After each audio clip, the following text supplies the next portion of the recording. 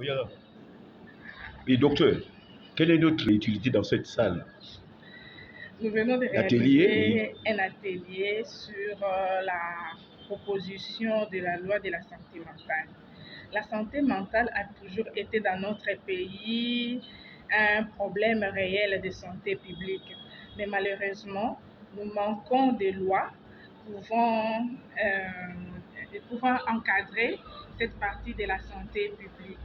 Voilà pourquoi nous avons été invités pour travailler sur cette proposition de loi afin de doter notre pays d'une loi de la santé mentale.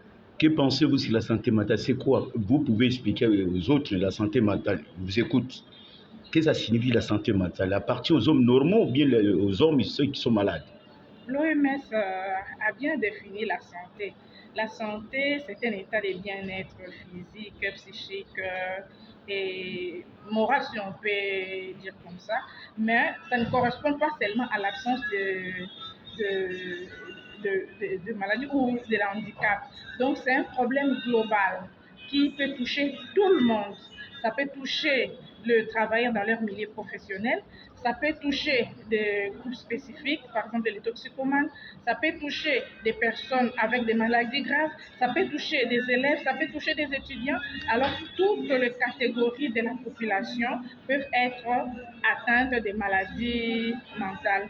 Alors, il est nécessaire que dans notre pays, nous ayons une loi qui parle ou qui encadre tout ce qui se réalise sur ces domaines-là, santé mentale. Bon, est-ce que c'est le comportement de nos policiers? Ils sont malades ou ils sont normaux? Je ne comprends rien à ce comportement-là. Parce que vous venez de parler que tout homme qui se comporte mal au niveau du travail. Mais les comportements de nos policiers, quand ils font le tracasserie, là, ce modèle de travail, ils se trouvent à l'état normal ou bien ils sont malades naturellement?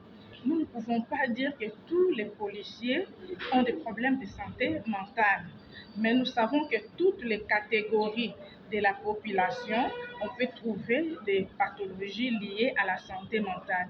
Si nous prenons spécifiquement les policiers, nous pouvons dire également les problèmes, par exemple, de la vie sociale des policiers peut également créer un problème mental à la population qui sont policiers. Donc cette couche-là a aussi des problèmes.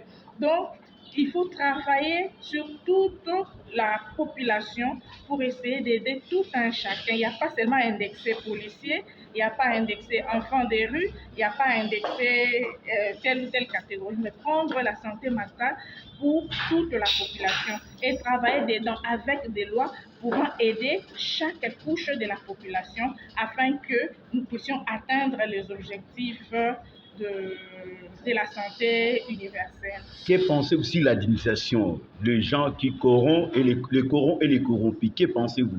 Donc, celui qui est corrompu par les autres, tandis que lui, il est censé de servir nation. Quand il voit l'argent, il est corrompu pour donner la raison à ceux, qui a tort. Il donne le tort à ceux qui a raison.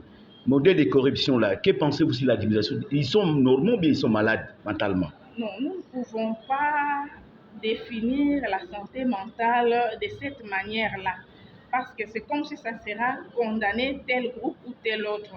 Nous pouvons dire seulement les problèmes que nous avons, les problèmes qui nous arrivent au cours de notre vie peuvent provoquer des problèmes de santé mentale. Même la corruption, nous pouvons prendre ça comme un facteur pouvant entraîner des problèmes dans la société et ces problèmes-là amènent à des problèmes de santé mentale par rapport aux victimes. Qui sont les victimes? Les victimes, c'est la population en général. Nous sommes victimes quand il y a des problèmes de corruption. C'est le trésor public qui est atteint, ce sont les salaires qui sont atteints. Tout ça, ça va avoir un impact dans nos familles.